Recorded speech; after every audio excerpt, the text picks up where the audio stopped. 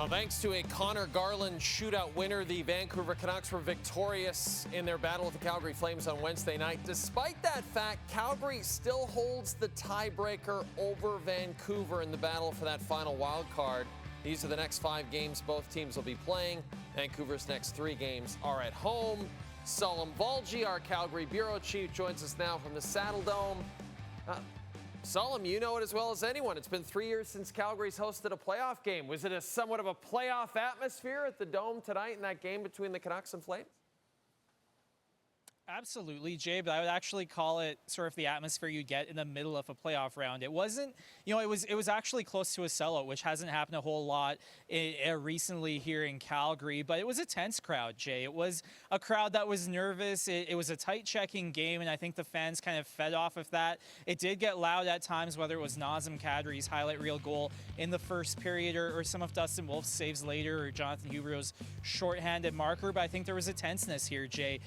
People in the city aren't used to meaningful spring hockey because, like you said, it's been a couple of years, so I'm not sure they knew how to react. Of course, a tough loss, but the crowd was into it, but it was a nervous crowd, I'd say, as opposed to a crowd that was rambunctious. Well, you brought up Nazem Kadri and you brought up Jonathan Huberdeau, both having terrific seasons, and Huberdeau having a bounce-back season. How important is this for this team as they try to make this playoff push and grab one of those wild card spots? Well, Jay, I remember something that Ryan Huska, the head coach, said at the start of the season. He said that because of some of the departures, now Huberdeau and Kadri feel like they've got voices in this room that are much louder, and they've taken it upon themselves really to help lead this team. And they have a great off-ice friendship that's resulted in some great on-ice chemistry after a couple of seasons where they just didn't play well together here on the Saddledome ice. Now it's different. They really are a bona fide top line, and they were both feeling it after tonight's game, Jay. You could tell on their faces that they weren't in the mood to talk about moral victories.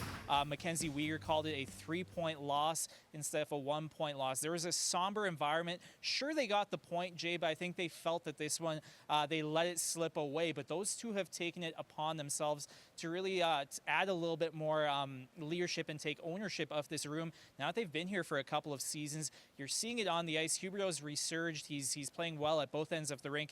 Kadri continues to be consistent, but both of them were not in the mood to talk about the 1 point they gained tonight, Jay. They instead were ruining the 1 point they lost and just maybe what they left on the Saddledome ice tonight. And then, the Canucks got their captain back, and Quinn Hughes was excellent on Wednesday night, no question. But Calgary lost their captain, Mikael Backlund.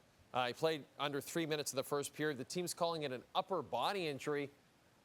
What does Calgary miss if their captain's not available to them in the upcoming stretch, Salim?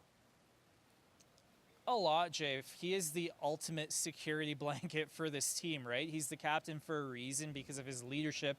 But on the ice, if it's a top line, if it's a Connor McDavid or a Quinn Hughes or Elias Pettersson, well, Mikael Backlund's going to get that matchup. If it's a big penalty kill, if it's a team that's protecting a 1-goal lead, Mikael Backlund's getting that assignment. And beyond that, Jay, I think he brings a calming presence to this team that is still, frankly, young. It's got young players that need that reassurance. He's a model citizen off the ice, Jay, and on the ice. He's someone that they rely on in every situation. It would be a tough loss, but we hope that he'll be ready to go for Friday when they host the Avalanche here at the Saddledome. Salim Valji, thanks for this.